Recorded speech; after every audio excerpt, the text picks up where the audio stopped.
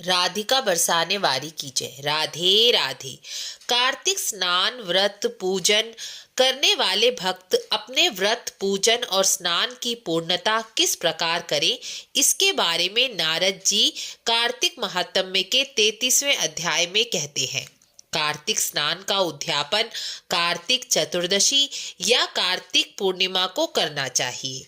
जिन्होंने पूरे मास कोई नियम लिया है और वह वो नियम नहीं पूरा कर पाए, कुछ भी छूट गया है, जैसे एकादशी पर तुलसी जी को श्रृंगार नहीं चढ़ा पाए, या आंवला नवमी को आंवला दान नहीं कर पाए, या किसी दिन दीपदान नहीं कर पाए, तो यह सब कार्य आप कार्तिक चतुर्दशी या कार्तिक की पूर्णिमा को कर सकते हैं। इससे उसका दोष कट जाता है।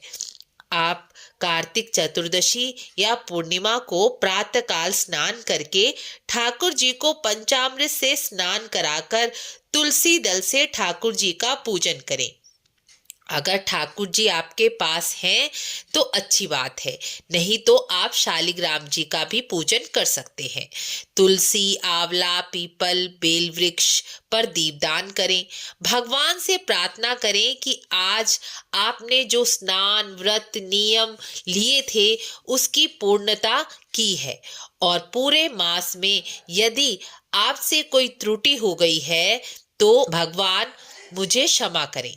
जिस प्रकार माँ बालक के प्रयत्नों को देखती है, त्रुटियों को नहीं देखती, उसी प्रकार भगवान भी माँ के समान ही दया के सागर हैं, दया निधान हैं। भगवान भी हमारे प्रयत्नों को देखते हैं, हमारी त्रुटियों को नहीं। आप मुझ पर कृपा करें, इस प्रकार भगवान से क्षमा और प्रार्थना करें। ब्राह्मण को भोजन या खीर का भोजन दक्षिणा सहित अवश्य दें। संध्या के समय पूर्णिमा के चंद्रमा को अर्घ देकर व्रत का उद्यापन पूर्ण करें और स्वयं भी भोजन प्रसाद पालें। व्रत और स्नान की पूर्णता के लिए ब्राह्मण को भोजन दक्षिणा सहित अवश्य ही कराना चाहिए।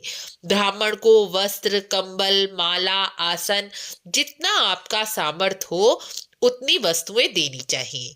यदि आपके पास ब्राह्मण को दक्षिणा या भोजन कराने का भी सामर्थ्य नहीं है तो आप गाय को गुड़ और रोटी खिलाकर भी अपने कार्तिक स्नान और व्रत नियम की पूर्णता कर सकते हैं।